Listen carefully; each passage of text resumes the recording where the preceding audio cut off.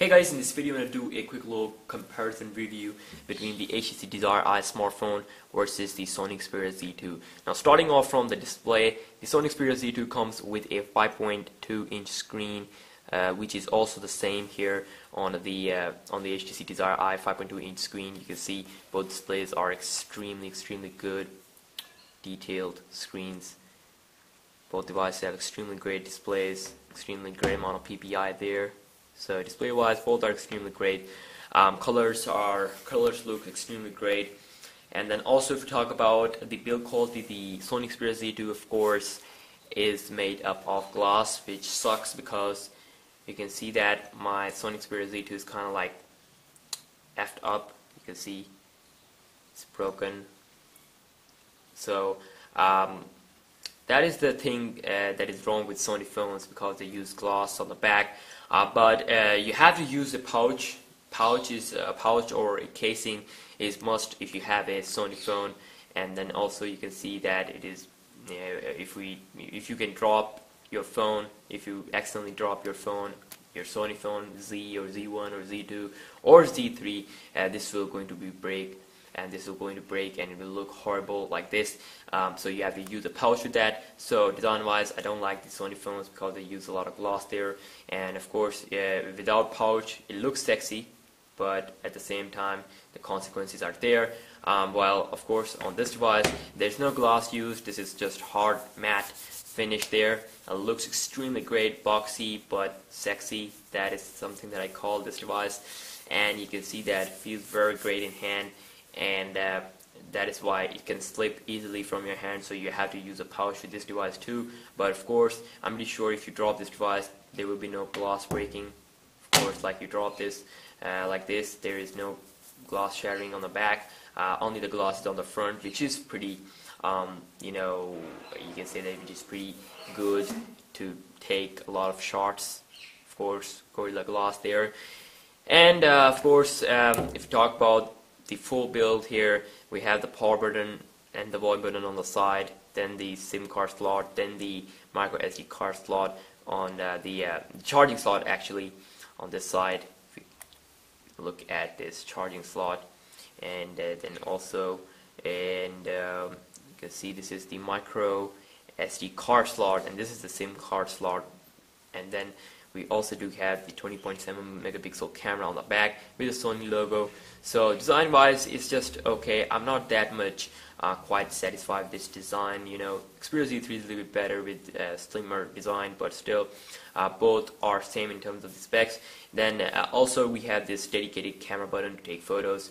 Then on the top we have 3.5mm headphone jack, and for charging of course there's a port here. While this one has a open charging port, has a dual color unibody, white and red combination, looks very great.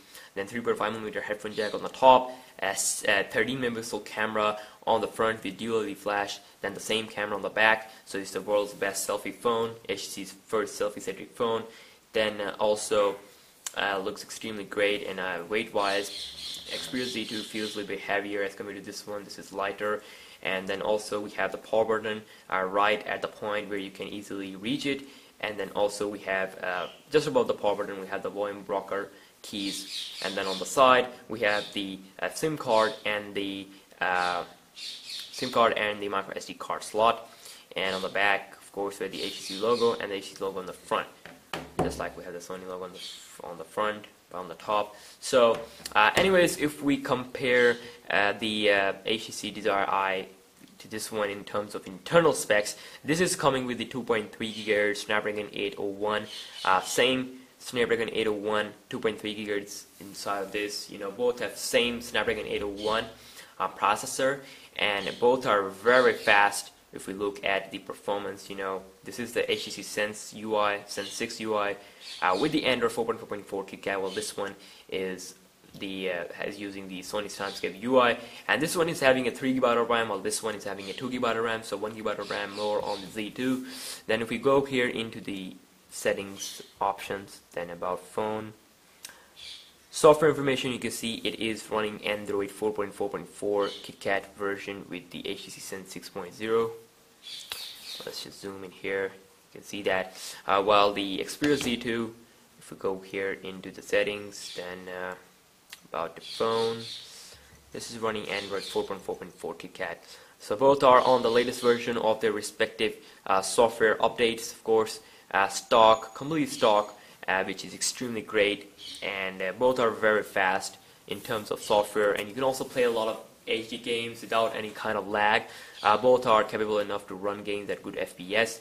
And if we talk about the battery life of these two devices, I'm very much satisfied with the Sony Xperia Z2. Of course, it has a good battery life. And now with the 4.4.4, we have the ultra power saving mode, similar to the ultra power saving mode, which is the ultra stamina mode. Of course, if you go into the stamina mode options, you can see that we have the ultra stamina mode here for the Sony Xperia Z2. Let's just go again. And here we have the ultra stamina mode, which is extremely great, just like the ultra power saving mode on the Galaxy S5. You can see if I turn on the ultra stamina mode, it will give me 10 days and 7 hours of usage, and 14 days 10 hours in standby time, which is extremely great. And of course, if I turn it on, I cannot use the internet connection, and Wi-Fi mobile data will be disabled. So just like that, on the new HTC Desire Eye, we also do have a similar option, which is called as the extra power saving mode, or extreme power saving mode to be more accurate.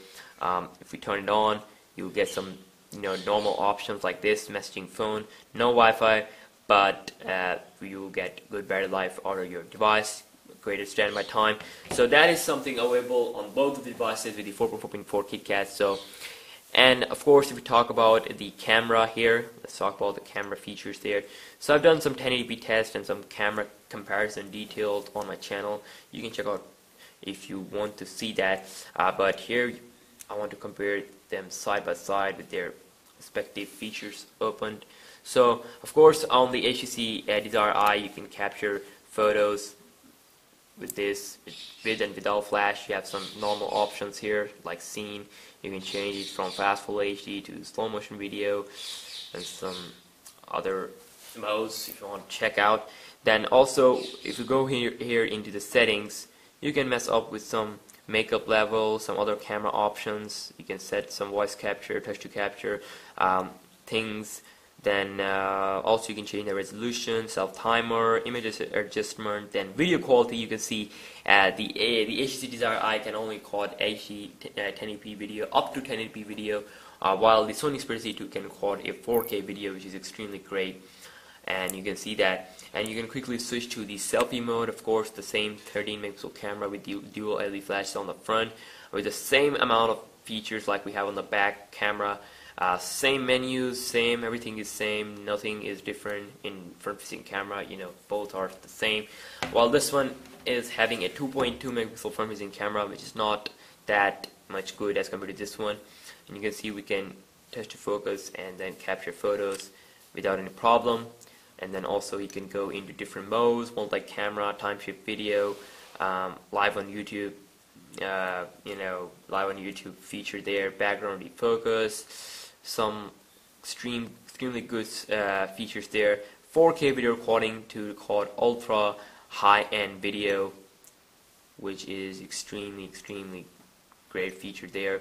So camera-wise, both devices are good, but I think the HTC Desire Eye has an extremely better selfie camera, but the back camera is better on the Xperia Z2, so you gotta admit that. And then also, if we talk about the performance is extremely smooth on both devices, no problems whatsoever. I'm satisfied with the battery life on both of the devices.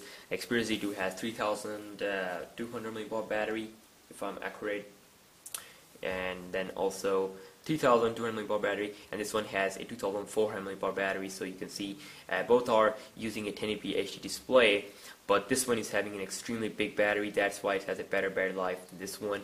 Well, this one is just having a 2400 mAh battery on a 5.2 inch 1080p HD screen, so not too much bad there, but yes, it's quite good. You can use your device for more than one day.